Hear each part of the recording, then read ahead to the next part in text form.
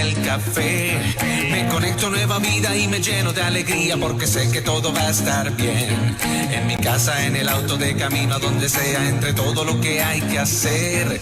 Ya por nada me preocupo y me siento bien seguro porque cada día lo comienzo aquí en Ruta.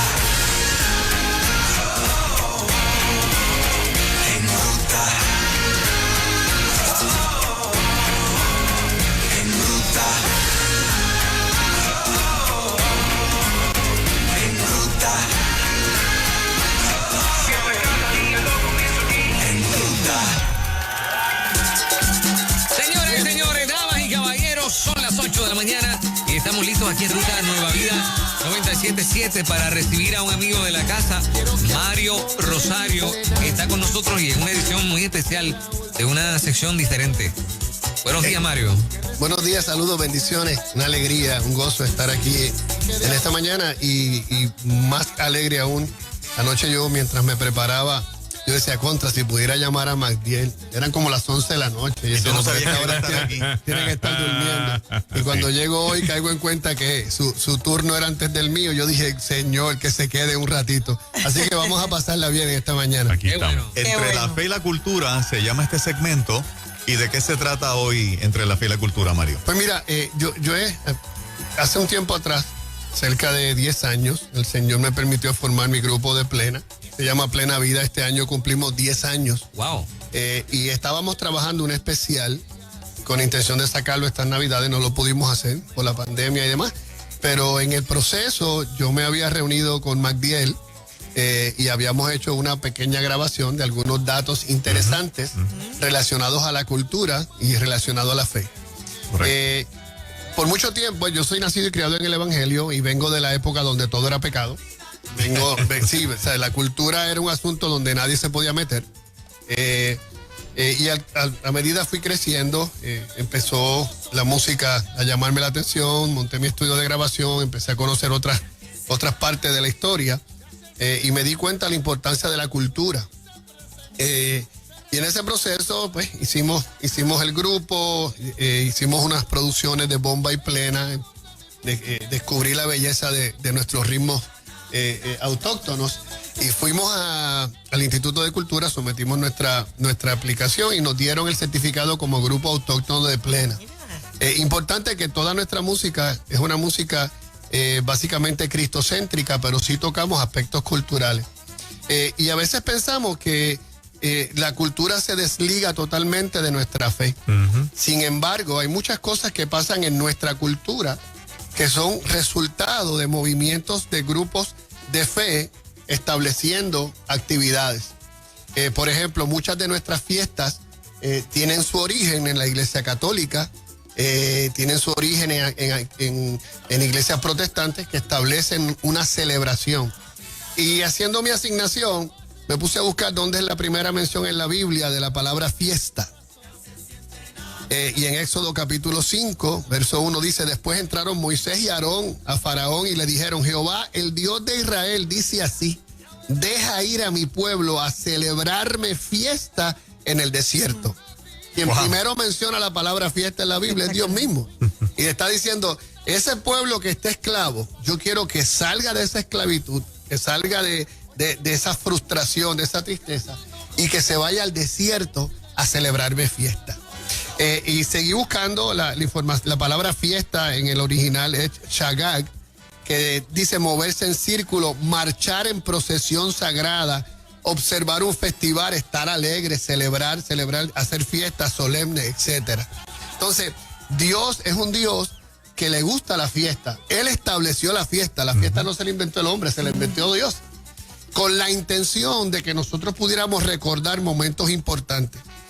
Por ejemplo, ¿quién participaba en la fiesta? Éxodo capítulo 10, verso 9 dice, Moisés respondió, hemos de ir con nuestros niños, con nuestros viejos, con nuestros hijos, con nuestras hijas, con nuestras ovejas, con nuestras vacas, porque es nuestra fiesta solemne para Jehová. La fiesta era para todo el mundo.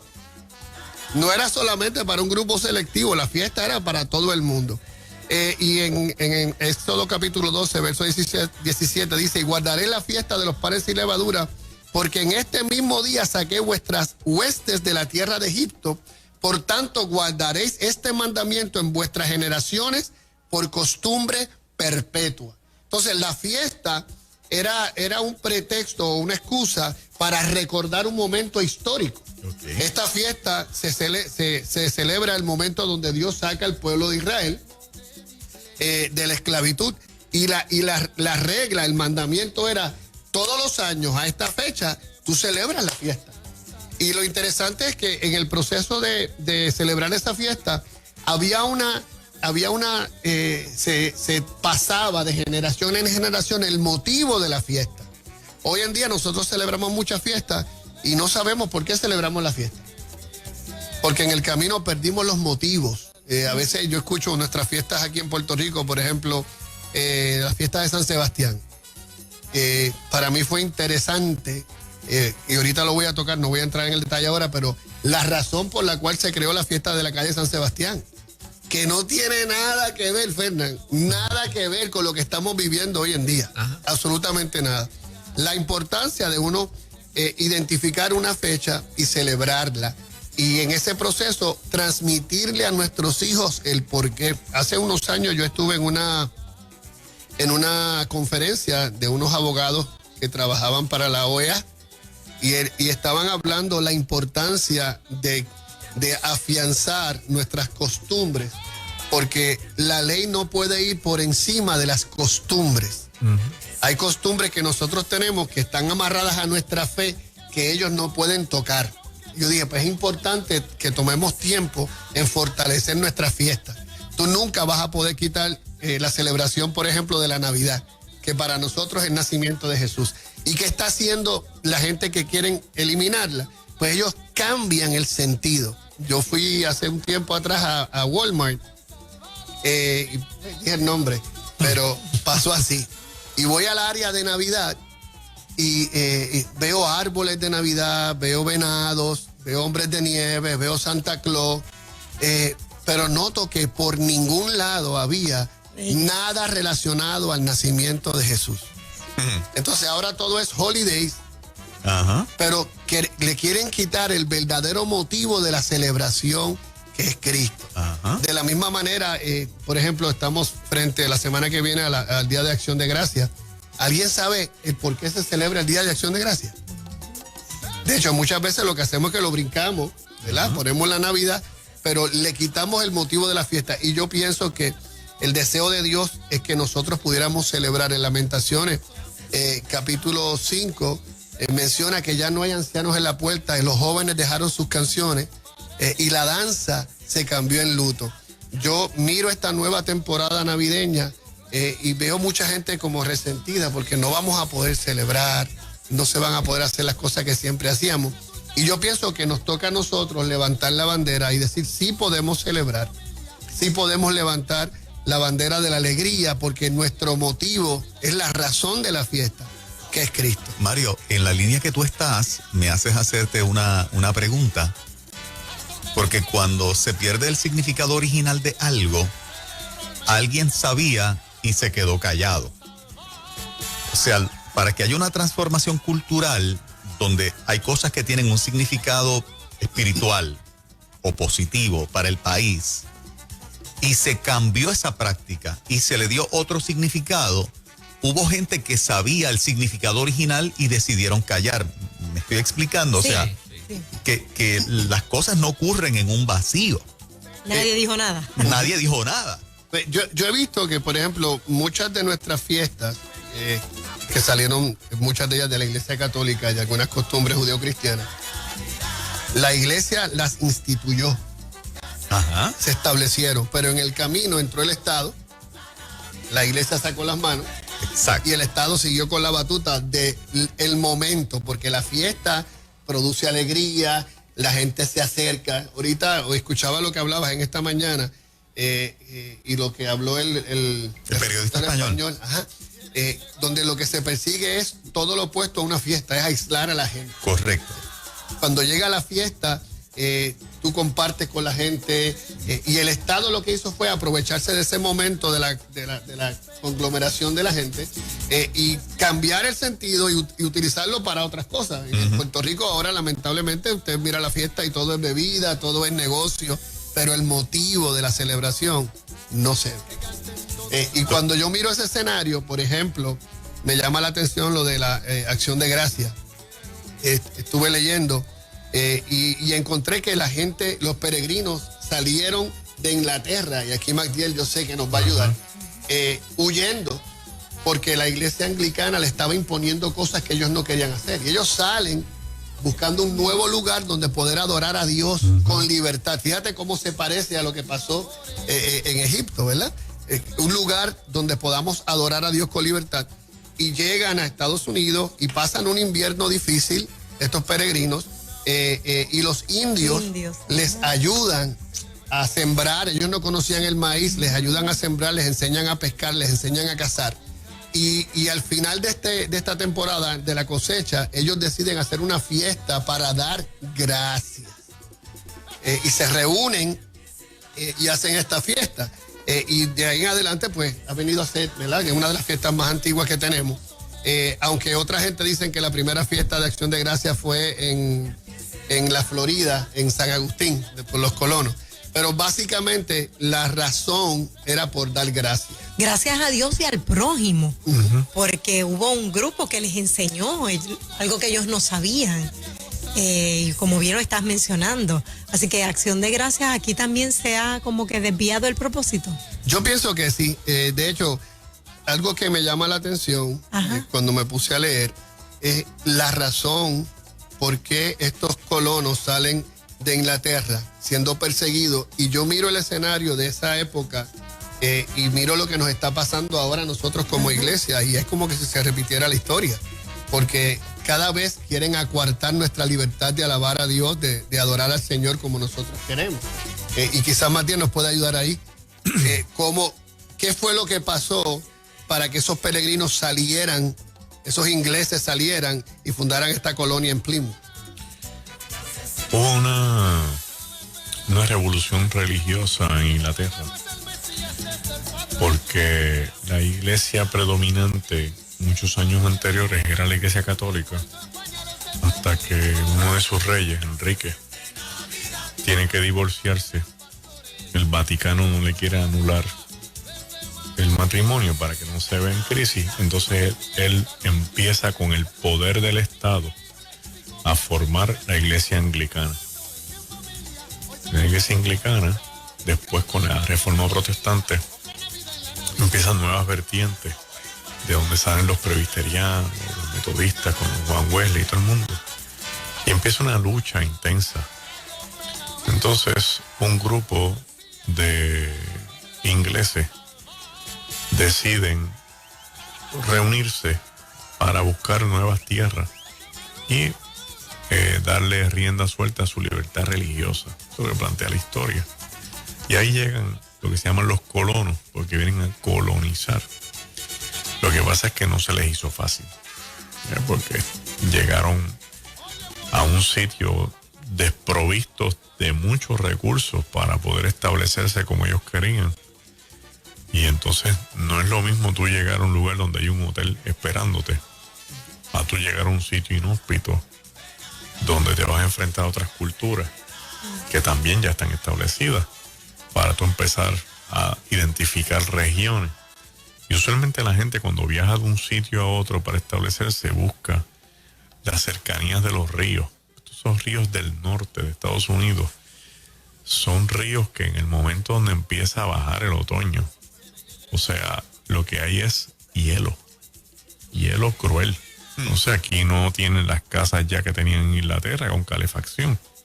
Aquí tienen lo que se llaman los log cabin, que se hacían como se podía, a empezar a buscar leña, para empezar a buscar fuego, para calentarse. Entonces, y es toda una crisis existencial, pero sin olvidar que la fe que los mueve allí es el proceso, es lo primordial. El motor. El motor. Yo llegué aquí y no es lo mismo morir sin un propósito de vida que muriendo, persiguiendo el objetivo de vida. Esa es la situación. A mí me llama la atención, Magdiel, que ellos celebran la cosecha. Y cuando yo voy a Éxodo capítulo 23, una de las cosas que Dios dijo fue: 3 veces en el año me celebraréis fiesta. La fiesta de los panes sin levadura, la guardarás 7 días, comerás los panes sin levadura, como yo te mandé en el tiempo del mes de Abib, porque en él saliste de Egipto, y ninguno se presentará delante de mí con las manos vacías. También la fiesta de la siega, los primeros frutos de tus labores que hubieres sembrado en el campo, y la fiesta de la cosecha a la salida del año. A rayos, es un Dios fiestero. Sí, cuando hayas Un Dios bien recogido fiestero. los frutos de tus labores del campo. Es interesante que Dios establece 3 fiestas, y una de ellas coincide con la fiesta de Acción de Gracia, porque ellos están celebrando la cosecha que tuvieron en otoño. Y aquí la Biblia me menciona que había una fiesta de la cosecha a la salida del año. Dice: cuando hayas recogido los frutos de tus labores del campo. Magdiel, quiero ahí, es que para mí ese punto es importante, porque yo digo un Dios fiestero, porque tú has descrito varias ya que están en Éxodo. ¿Por qué siempre le hemos dado una connotación negativa a la palabra fiesta? O sea, la iglesia no ha educado, porque si la iglesia rechaza la palabra fiesta es porque, claro, era la fiesta del mundo donde se iba a embojacharse, a adulterar, a enamorarse, a fornicar, pero porque yo no tengo un concepto como cristiano de fiesta desde el momento que vine a Cristo. O sea, se quedó la palabra fiesta con el significado que yo traje del mundo, pero la Biblia me habla de un montón de fiestas y de un Dios que le gusta la fiesta. No discipulamos durante todos estos cientos de años acerca de ese Dios alegre que le gusta la fiesta. Hay una influencia grande después que el mundo español conquista el nuevo mundo. Para mantener la gente subyugada, le dan lo que se llamaba botella, baraja y baile. Ajá. Entonces la fiesta se convirtió en una herramienta para mantener el pueblo distraído, contento, sometido. Ajá. Y no para que celebraran. Entonces, a eso súmale que cuando vienen los tiempos de educar a la gente, se trae a la mesa el concepto del bacanal. El bacanal es una fiesta al dios Baco, que es el dios del vino, donde la gente empieza alegre y termina en crisis, que de ahí es donde viene el teatro, la cara triste, la cara alegre cuando empiezan a tomar vino, la cara triste cuando está la resaca del vino, y la comedia, la tragedia, todo eso. Entonces, la connotación viene del mal concepto traído a través del gobierno, que quiere controlar a través de las interpretaciones culturales de los griegos y los romanos, y se quedó en algún sitio del camino este Dios que quiere una fiesta, porque la fiesta une el pueblo y le permite a la gente en unidad darle gloria a él. De hecho, el culto es una fiesta. Pero hay algo en las fiestas tradicionales que la cultura presenta que la fe deba vigilar de cerca para no contaminarse, digamos, ¿no? Pues depende del objetivo de la fiesta. Si la fiesta es para elogiar un santo, esa fiesta no es de nosotros. Si la fiesta es para terminar en una orgía, si la fiesta es para que la gente termine en borrachera, pues entonces nosotros la fe tiene que tirar la raya, porque eso es una ética cristiana. O sea, el ser cristiano implica una vida en Cristo. Claro. Y la vida en Cristo tiene una ética cristiana, donde está sustentada dentro de unos valores y unos principios que no son negociables. Pero ¿cuánto de la cultura ahí mezclada dentro de la fe? Por ejemplo, uno puede observar, no sé si me desvío del tema, pero uno puede observar que muchas de los cultos, ¿verdad? Cristianos, pentecostales, hay una influencia de cultura americana, ¿no? Entonces, no sé si le llaman sincretismo, de repente para alguien una guitarra eléctrica puede ser más espiritual que un tambor batá, porque tiene una connotación espiritual africana que pueda ser peligrosa, ¿no? Eso lo resolvió un profesor de la Yupi, que también era profesor del seminario, muy buen amigo mío, Pedro Sandín, con un libro que ya se lo recomendé a Mario, no sé si lo llegué a encontrar, porque estaba difícil de encontrar, que se llama el instrumento Prohibido era. Prohibido. Entonces era cuando en las iglesias se tocaban panderetas, se tocaban tambores, y de momento surge que se tocaba el órgano y el piano, y de momento se introdujo el tambor como parte de la cultura africana a usarlo para adorar a Dios. Aquí lo que importa es a quién tú le vas a dar la gloria. Punto. El órgano originalmente, Martín Lutero lo saca de una barra. Wow. Y dice, este instrumento tan poderoso debe darle gloria a Dios. Y lo saca de la barra y lo mete en la iglesia. Ciertos instrumentos fueron prohibidos en la iglesia en los 70, los 80. Sí. O sea, no se puede tocar un cencerro o poner un timbal. Vamos por parte. Yo no soy tan viejo, ¿verdad? Pero tengo 51 años. Y cuando yo era chamaco, yo me acuerdo que para que la canción fuera espiritual, pues las opciones eran guitarra. Casi todo lo que tú escuchabas era música de trío.